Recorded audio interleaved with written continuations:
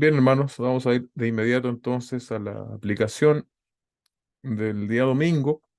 Vamos a leer el texto. Como recordarán, leímos Filipenses capítulo 4, versos 4 al 7. Y ahora, aprovechando esta instancia, quiero que observen justamente lo que yo decía en la introducción el día domingo, cómo el Señor, en esta porción bíblica, utiliza en 4 versículos frases que son bastante absolutas, ¿no? Y de las cuales nosotros tenemos que tomar atención. Yo se las voy a ir repitiendo ahí, destacando para que ustedes también las consideren. Dice el texto, regocíjense en el Señor siempre, ¿sí? Ahí siempre, ese es nuestro primer absoluto. Otra vez lo diré, regocíjense. La bondad de ustedes sea conocida por todos los hombres. Es decir, no por algunos, sino por todos. Y ahí se refería específicamente a los no creyentes. El Señor está cerca. Aquí también dice, por nada estén afanosos, antes en todo mediante oración y súplica, con acción de gracias, sean dadas a conocer sus peticiones delante de Dios. Y la paz de Dios, que sobrepasa todo entendimiento, guardará sus corazones y sus mentes en Cristo Jesús. Entonces, haciendo un resumen ahí, ¿no? Siempre, todos los hombres, por nada estés afanoso, sino que en todo mediante oración y súplica, y luego esa paz que es capaz, bien digo, de sobrepasar todo entendimiento. Da cuenta del lenguaje que utiliza aquí el apóstol Pablo, no solo para enfatizar, sino también para que sus destinatarios, los filipenses, pudiesen ser bastante, eh, pudiese llamar su atención en esto que el apóstol estaba diciéndoles, ¿no? Son como instrucciones bien precisas que a las cuales también hacemos bien en atender. Y la frase que yo les compartí solo al comienzo el domingo es: el Señor desea hacernos bien, haremos bien en obedecer. Algo bastante simple y fácil de considerar. Vamos a ver solamente algunas aplicaciones. Si alguien al final quiere hacer alguna aplicación personal, será bienvenida. Y creo que sí, hoy día va a ser bastante más corto que lo habitual. El primer punto de la predicación decía: regocíjense en el Señor y reconsidérenlo. Porque yo puse el reconsiderar precisamente porque en el verso 4 el apóstol dice, ¿no? Regocíjense en el Señor, y después dice, otra vez les diré, regocíjense. Por eso yo le coloqué reconsidérenlo. Vimos las razones que competían con el regocijo constante en los filipenses, ¿no? Ahí en esa iglesia. Lo importante, iglesia, es que nosotros también podamos ver cuáles son las razones que hoy compiten con una manifestación de gozo constante. Porque querámoslo o no reconocer, nuestro gozo suele ser condicional. Y lo que el apóstol, inspirado por el Espíritu Santo, les está diciendo a estos hermanos, que su gozo debe ser constante. Y para que ese gozo sea constante, evidentemente, tiene que ver con una realidad espiritual. Porque si fuese por las circunstancias, claramente sería improbable manifestar ese tipo de gozo. Los ejemplos que yo di, bueno, Evodi y Sintique, ¿no? Que lo compartíamos la semana anterior. Y la división. La división, sea cual sea su manifestación entre nosotros, ya sea a lo mejor no en dos bandos, como probablemente se dio entre el bando de Evodia y el de Sintique, sino que divisiones a veces por malos entendidos, por disgustos o por otro tipo de motivos. Entonces, nosotros debiésemos ser agentes que busquen siempre la unión, ¿sí? La unión. Y si bien es cierto que no todos vamos a ser amigos en la iglesia, no todos vamos a tener el mismo vínculo de amistad entre nosotros, no es menos cierto que sí todos somos llamados a ser hermanos en la iglesia. Por lo tanto, en ese sentido, nosotros debiésemos ser personas que busquen no la división. No sé si estamos a veces con algún sentimiento, pensamiento, sensación, debiésemos, respecto de otro hermano, debiésemos buscar la oportunidad de hablarlo para, para poder resolverlo, ¿no? Y de paso, también eso debiese traernos gozo o regocijo, como dice el texto. Las amenazas a la doctrina, obviamente, la confusión doctrinal acarrea, eh, acarrea no una sensación de paz, de gozo, sino de inestabilidad, de incertidumbre. Y es necesario entonces que también, aquí hay que hacer un punto, ¿no? Y es que cuando yo digo las amenazas a la doctrina es cuando hay una desviación doctrinal, porque yo creo que todos en algún punto hemos experimentado dudas doctrinales, pero si esa duda doctrinal te lleva a ti a madurarla y y a examinar esa duda a la luz de la Biblia y tú quedas después de ese proceso más claro, obviamente eso es bueno, pero aquí hablamos de confusión doctrinal que son las que vivían, por ejemplo, en Filipos. Eh, por un lado, el tema de los judaizantes, que querían añadir obras, y luego el asunto de esta corriente más griega, ¿no? De los gnósticos que apoyaban una especie de libertinaje. Y el tercer punto que yo compartía, conflictos a nivel personal y familiar en los hermanos. Esto probablemente no está en el texto, no es evidente al menos, pero sabemos que ellos estaban en una sociedad altamente pagana, es decir, había muchos dioses, y de hecho el cristianismo era considerado eh, primero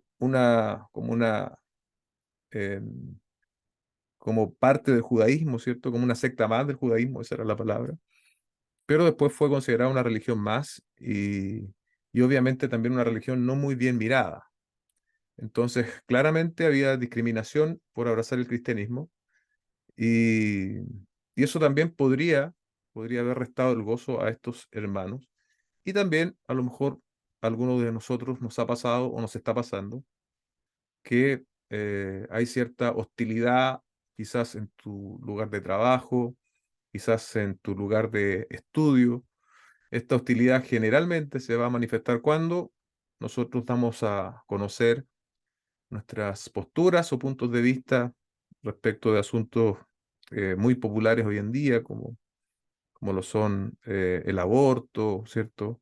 O nuestra propia moralidad como creyentes. Si un joven se para frente a otros jóvenes y le dice que él piensa que una meta que tiene es, por ejemplo, llegar virgen al matrimonio, lo van a mirar como que está en la Edad Media, prácticamente.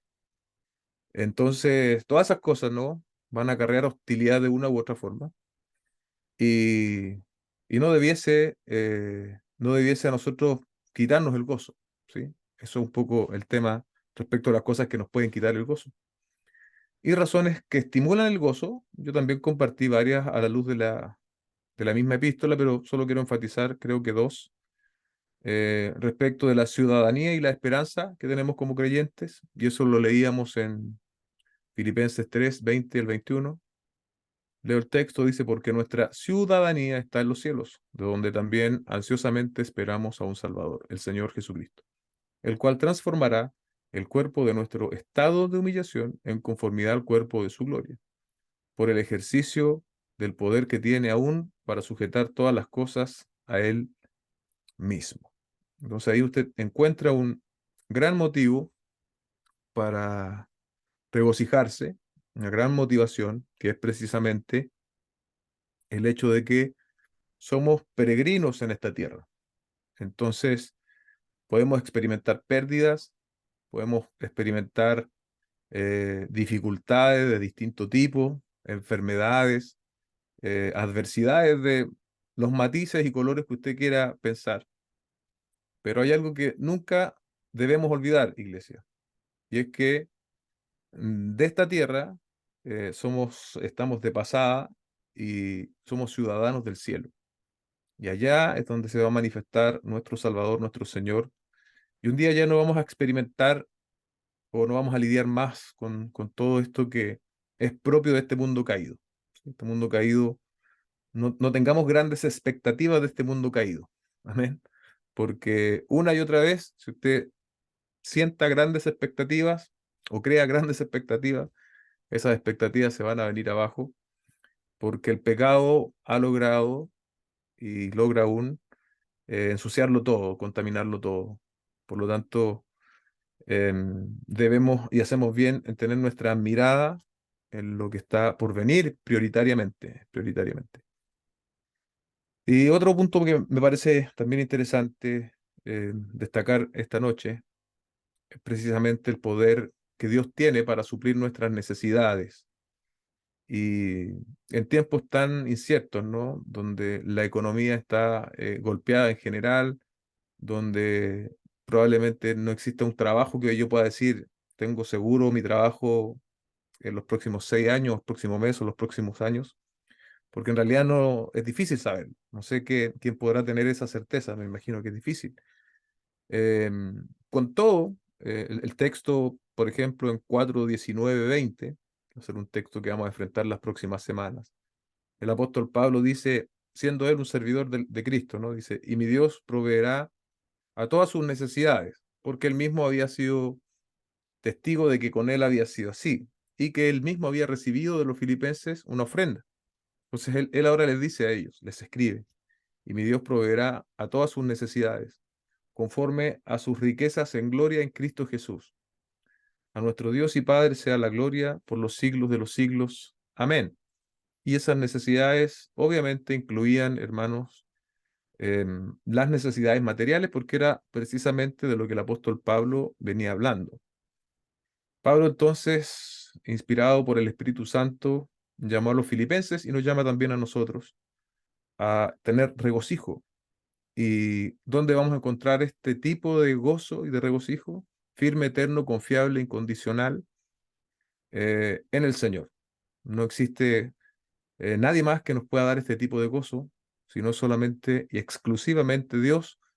Todo lo demás que el mundo nos pueda ofrecer va a ser pasajero y va a ser circunstancial.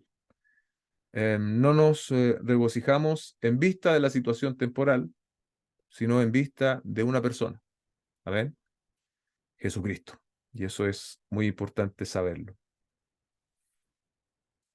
Esto también me parece bueno recordárselo, ¿no? El apóstol vuelve a reiterar, como si anticipara la negativa de los filipenses.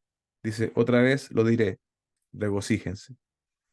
Porque cada vez que una palabra es predicada, ¿cierto? Explicada, es altamente probable que nos suceda lo mismo, ¿no?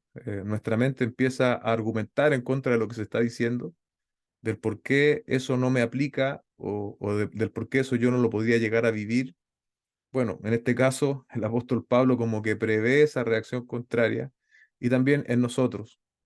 Entonces, sea cual sea tu situación adversa o difícil, el Señor te vuelve a repetir, como lo dijo el domingo, o tal vez estás por primera vez oyendo esto, regocíjate en el Señor, regocíjate en el Señor. Esa es esa es la prescripción, o como yo titulé, esa es nuestra responsabilidad a la cual atender frente a la palabra del Señor.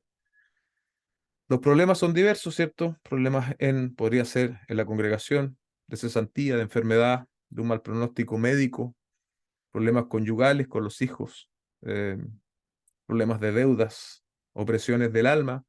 Y bueno, yo también el domingo nombré depresión, y quiero hacer ahí un paréntesis, ¿no? Porque el asunto no es que si alguien está en depresión, que es una enfermedad, va a salir solamente por el hecho de escuchar esta palabra, pero sí el hecho de poner a Cristo delante de ti va a ayudar mucho, va a ayudar mucho en ese proceso del cual salir, porque ahí también no soy el experto en el tema, pero hay cosas que son también endógenas, químicas.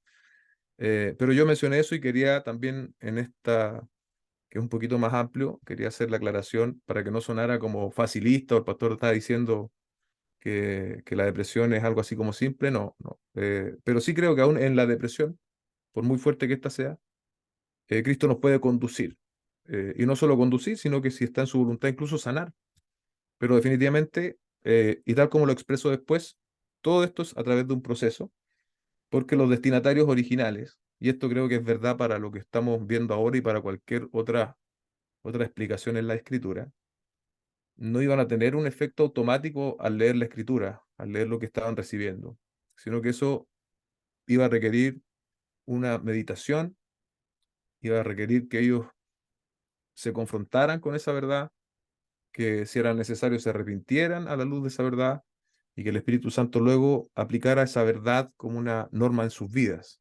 Pero yo dificulto que mientras ellos estaban leyendo se transformaran inmediatamente. No creo porque eran seres humanos, eran personas redimidas como lo somos tú y como lo somos cualquiera de nosotros. Así que en ese sentido, ¿no? Esta palabra nos confronta. Si tenemos falta de gozo, nos está confrontando y nos está desafiando con la revelación de Dios. Y si Dios nos está desafiando a tener gozo, nos está mandando a tener gozo, lo cierto es que lo podemos tener. Lo podemos tener aún en medio de las dificultades más extremas que podamos experimentar. Así que tenemos que buscar, tenemos que pedirle al Señor, si hoy día tú estás en esta vereda de la falta de gozo y a lo mejor tienes muy buenas razones, pídele al Señor, está en tu palabra, Señor, yo quiero encontrar el gozo en Jesucristo y ciertamente em, la verdad del Señor no podrá ser subestimada, la verdad del Señor se cumplirá. Amén. Segundo punto, una verdad, una bondad manifiesta. Una bondad manifiesta, en el verso 5 leímos, la bondad de ustedes sea conocida de todos los hombres. El Señor está cerca. Es decir, esta bondad no solamente en la comunión de los creyentes, sino que una bondad que se exprese a todos los que nos conocen, eh, con todos los cuales nosotros tenemos la posibilidad de interactuar. Y Mateo 5:16 solamente quiero leer. Mateo 5:16 dice, así brille la luz de ustedes delante de los hombres, para que vean sus buenas acciones y glorifiquen a su Padre que está en los cielos. Amén.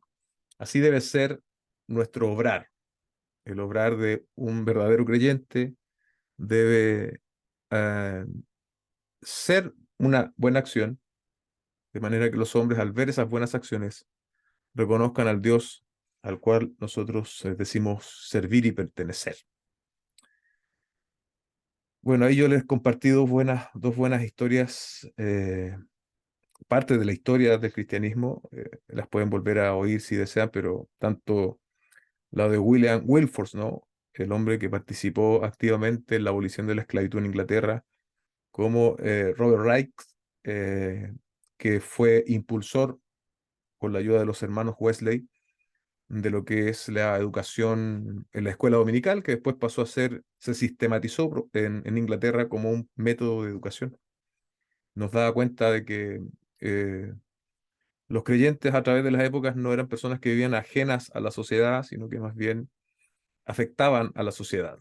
¿Qué decir del tiempo del Imperio Romano, donde, por ejemplo, los niños eran vendidos, eran utilizados como objetos, los padres podían decidir si querían que esos niños vivieran o no, había un sinnúmero de cosas que hoy día nosotros no imaginamos, pero que vinieron a cambiar, amados hermanos, gracias al cristianismo. Cosas que hoy día muchos postulan como dignidad.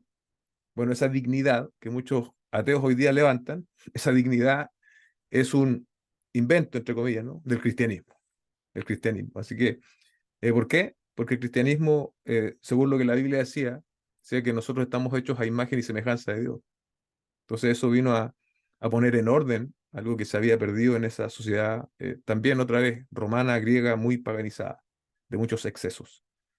Y bueno, ciertamente nosotros tenemos, no vamos a estar a la altura de hombres como los que mencionaba yo el domingo, pero tenemos un contexto. Y en ese contexto debemos manifestar nuestra bondad a los hombres, debemos ser solidarios, debemos buscar formas, ¿cierto? Prácticas en este sentido de afectar a nuestro medio, ya sea con nuestros conocimientos, capacidades, técnicas aprendidas, que podamos nosotros también ser útiles y muy probablemente eso también va a permitir y debiese ser nuestro objetivo, ¿no? En algún punto compartir el mensaje del Evangelio con esas personas, pero también procurar un bien en ese sentido. Habla del testimonio, ¿no? Por mucho tiempo en nuestros contextos cristianos se habló de la importancia del testimonio. Bueno, el testimonio no es solo que nos vean ir el domingo a la iglesia, sino que vean que tenemos una actitud coherente con lo que debe ser un hijo del Señor, un discípulo de Cristo. Y lo otro que menciona aquí el texto, ¿no? El Señor está cerca. Entonces, asumiendo que esa expresión del Señor está cerca tiene conexión con lo recién dicho, ¿no? Que la bondad sea manifiesta a todos los hombres. La lectura natural del texto, el entendimiento natural, nos llevaría a vivir esta vida, o más bien que esta bondad, ¿cierto?, esté íntimamente relacionada con que el Señor está cerca. O sea, que no nos relajemos en ese sentido, sino que estemos constantemente procurando vidas que sean agradables para el Señor. Y bueno, ahí yo les mencionaba un poco el ejemplo de Tesalonicenses, no lo voy a repetir porque es algo largo, pero aquí hay algo que se me quedó, ¿cierto? Pero que vale la pena ahora decirlo. Imagina que el día de mañana llega un pastor a nuestra congregación y dice en que en tal fecha viene el Señor y que tenemos que vender todo lo que tenemos y que nos vamos a vivir a una comunidad hasta que eso ocurra, la posible venida del Señor que él está anunciando. Bueno, eso que yo menciono acá como un ejemplo es la realidad de muchas sectas, ha pasado en más de alguna oportunidad. Y está contradiciendo, por ejemplo, enseñanzas como esta, porque como una comunidad primero, bueno, el primer error, ¿no? Señalar una fecha. Segundo error, aislarse. ¿Cómo podemos ser sal y luz del mundo si nos aislamos, ¿no? Entonces, la venida del Señor nunca debe ser eh, un, un argumento para que nosotros nos alejemos o nos desconectemos de la realidad de la sociedad, sino por el contrario, de modo que nosotros afectemos a la sociedad. Y bueno, ese es el hecho y que cuando el Señor venga, Él va a llevar incluso a los creyentes a un tribunal, al tribunal de Cristo, para que nosotros rindamos cuentas del modo en que vivimos. Y eso está en 2 Corintios 5:10. Porque no, porque todos nosotros debemos comparecer ante el tribunal de Cristo. Ahí Pablo dice todos nosotros, o sea, se está incluyendo él mismo, para que cada uno sea recompensado por sus hechos estando en el cuerpo, de acuerdo con lo que hizo, sea bueno o sea malo. Y tal como se los dije el día domingo, aquí no está en juicio la salvación. La salvación es por gracia, por medio de la fe. Pero aquí nuestras obras van a ser medidas. eh, Nuestras obras van a ser medidas una vez que estamos en Cristo. Así que eso. El Señor va a regresar, va a pedir cuentas, y ese retorno debe ser un aliciente, una motivación para nosotros ser sal y luz en este mundo, y jamás una justificación para salirnos del mundo. Finalmente, el punto 3, nuestros afanes, convirtámoslos en oración. Y bueno, como convertimos esos afanes en oración, vamos a recibir del Señor su paz. El verso 6 y el verso 7, por nada estén afanosos, antes bien en todo, mediante oración y súplica con acción de gracias, sean dadas a conocer sus peticiones delante de Dios, y la paz de Dios, que sobrepasa todo entendimiento, guardará sus corazones y sus mentes en Cristo Jesús. Bueno, acá también hablamos mucho del afán en ese día, ¿no? Y ciertamente el afán es un enemigo aún para nosotros como creyentes, que muchas veces no nos deja descansar en Dios. Y no solo eso, sino que nos lleva a actuar precipitadamente. Entonces, nosotros necesariamente tenemos que aprender a lidiar con el afán de una manera eh, correcta, y este texto nos proporciona esa manera correcta de lidiar con el afán. Eh, en lugar del afán, ¿no? El verso, él dice antes bien, en todo, mediante oración y súplica, con acción de gracias, sean dadas a conocer peticiones delante de Dios.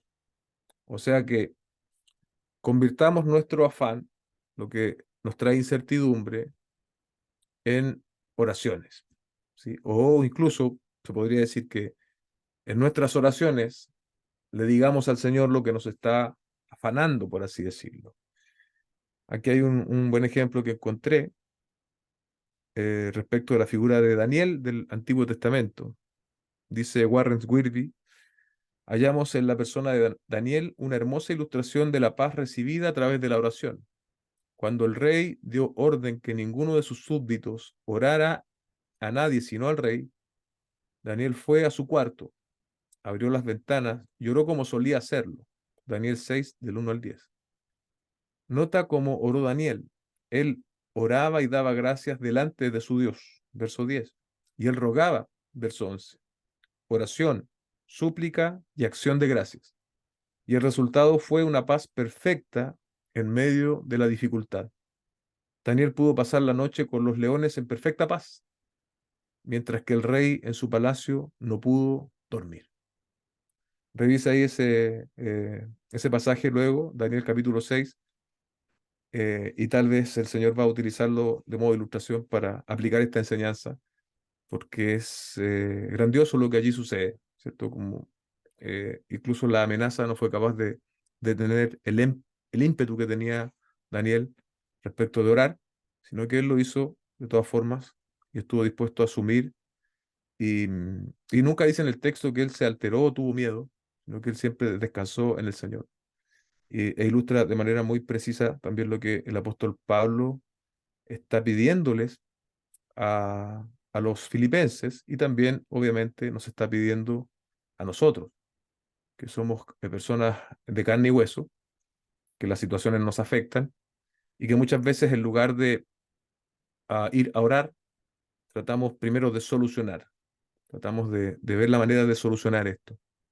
Y debemos nosotros pedirle al Señor nos haga más sabios, de manera de ocupar bien nuestros recursos. El primer recurso frente al afán no debiese ser tratar de resolver rápidamente todo, sino que más bien de orar, de ir a las plantas del Señor y, y bueno, de hacer una oración y súplica, ¿cierto? Una oración suplicante, como yo decía, con acción de gracia constante. Debemos ciertamente pedir y debemos agradecer por lo que Dios nos ha provisto, ¿sí? Siempre. Tenemos una idea de lo que Dios debiese darnos, pero lo cierto es que lo que Dios nos ha dado hasta este preciso momento es mucho más de lo que nosotros merecemos, y eso es una gran verdad, amados hermanos. El tipo de oración suplicante, para que lo recuerden, no está imponiendo, no está reclamando ninguna respuesta, está suplicando ante el trono de la gracia, el oportuno socorro a la necesidad. Así debemos ir delante del Señor. No hay, hermanos, no hay argumentos desde nuestra parte, ¿no? Eh, con los cuales nosotros podamos conmover el corazón de Dios. De hecho, el único argumento que nos permite venir a la presencia del Señor es el sacrificio del Señor Jesucristo, es la obra del Señor Jesucristo. En Él somos amados, pero no es nada que yo piense que es digno. Cualquier cosa que yo piense que es digna de tener la atención de Dios, bueno, probablemente no estoy pensando de la mejor forma. Entonces, nuestra oración necesariamente debe ser este tipo de oración y no una oración egocéntrica o demandante, sino más bien una oración dioscéntrica, humilde. ¿Sí? Eso debiese caracterizarnos siempre. Luego, sí, y la paz, ¿cuál es el resultado de traer nuestra oración suplicante del Señor? Y la paz de Dios, que sobrepasa todo entendimiento, guardará sus corazones y sus mentes en Cristo Jesús. Por lo tanto, esta paz está en capacidad o tiene la capacidad de sobrepasar el entendimiento, los cálculos. Eso es un poco la idea, ¿no? Sobrepasa todo entendimiento, no en el sentido de que no la podamos comprender, sino en el sentido de que todos los recursos que yo puedo entender necesarios para solucionar algo, para alcanzar la paz, no son nada comparados con la paz de Dios. Yo puedo decir, yo para tener paz necesito, qué sé yo, tener en mi cuenta tantos miles de pesos. Bueno, lo que Dios te está diciendo es que lo que tú necesitas no es eso, lo que tú necesitas es la paz de Dios. Esa sobrepasa nuestro entendimiento, nuestros cálculos, nuestras fórmulas, lo que nosotros podemos dar o hacer. Esa es un poco la idea del texto. Y bueno, ¿qué hace esa paz? Guarda los corazones y mentes en Cristo Jesús. Algún autor decía que corazones y mentes probablemente es una repetición para enfatizar más bien lo interno, pero encontré algo interesante acá también de Warren Wiersbe, porque hace una pequeña diferencia entre corazón y mente y me pareció interesante, se los quiero compartir. Dice, del mismo modo que la paz de Dios está de guardia sobre las dos áreas que crean preocupación. Eso dice Warren Wiersbe. Las dos áreas que crean preocupación, ¿cuáles serían? El corazón y la mente. Entonces, el corazón, ¿cierto? Ahí se alojan los sentimientos incorrectos, dice él. Y la mente, los pensamientos incorrectos. Tiene sentido, ¿no? El corazón, los sentimientos incorrectos y en la mente, los pensamientos incorrectos. Cuando le entregamos el corazón a Cristo, en el momento de nuestra salvación, experimentamos paz con Dios. ¿Sí? Paz con Dios, pero esta paz con Dios es la que dice Romanos 5:1, ¿sí? Donde ahora estamos en un estado de reconciliación delante del Padre mediante la obra de Cristo. Pero el texto dice paz de Dios. No es lo mismo. No es lo mismo la paz con Dios que la paz de Dios. Y el texto aquí nos está hablando de la paz de Dios. Esa paz, ¿cierto? Que eh, trae este tipo de bendiciones que dice que va a guardar nuestros corazones, como un vigilante que se monta allí, que no se va a mover jamás, guarda nuestros corazones y nuestras mentes en Cristo Jesús. El afán nos pone a nosotros como solucionadores de problemas. Finalmente, no solucionamos nada, pero la paz de Dios nos hace un lado, ¿sí? Y sobrepasa con creces nuestro mejor intento por alcanzarlo. Juan 14:27, el Señor nos dijo, la paz le dejo, mi paz les doy. No la doy a ustedes como el mundo la da. No se turbe su corazón, ni tenga miedo. Debemos darnos cuenta de que los pensamientos son reales y poderosos, aunque no se pueden ver, pesar ni medir. Debemos llevar cautivo todo pensamiento a la obediencia a Cristo. Otra vez Warren Wiersbe. La pregunta, una vez leído esto, ¿no? ¿Dónde están nuestros pensamientos? Porque debiesen estar guardados en Cristo. Si no están guardados en Cristo, van a ir a la deriva, van a poner su confianza en otras cosas. También es un énfasis que en lo práctico nosotros debiésemos eh, perseguir como creyentes. Un pensamiento final, si siembras un pensamiento, segarás una acción. Si siembras una acción, segarás un hábito. Si siembras un hábito, segarás un carácter. Y si siembras un carácter, segarás un destino. ¿Dónde tiene que estar nuestro pensamiento? En Cristo. Si nuestro pensamiento está guardado en Cristo, aún en las circunstancias más difíciles, bueno, andaremos de todas maneras por un buen tránsito. Y un buen tránsito nos va a garantizar un buen final. Entonces son estos tres consejos o responsabilidades que debiésemos atender, iglesia. En cualquier situación, regocijarnos en el Señor, confiar en su soberanía. Dos, debemos hacer visible nuestra bondad. Cristo está cerca. Y entonces eso debiese empujar nuestra bondad, no esconderla. Y tercero, si estamos siendo personas que practican el afán, es que estamos confiando más en nosotros que en el Señor. Lo que debemos hacer es, en humildad, ir delante del Señor y vertir allí nuestro corazón. Y ciertamente el texto dice que Él nos va a dar de su paz, y esa paz que es capaz de sobrepasar aún nuestros mejores cálculos. Amén. Así que, bueno, ese es un poquito el resumen y algunas cosas que se agregaron. No sé si alguien quiere compartir algo. Está ahora hay 5 minutos para hacerlo.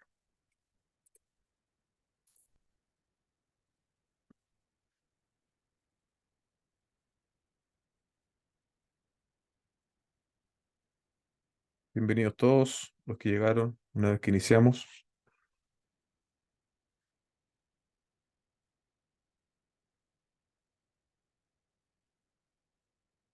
Tiene frío, hermanos. Hay algunos hermanos que tienen cara de frío.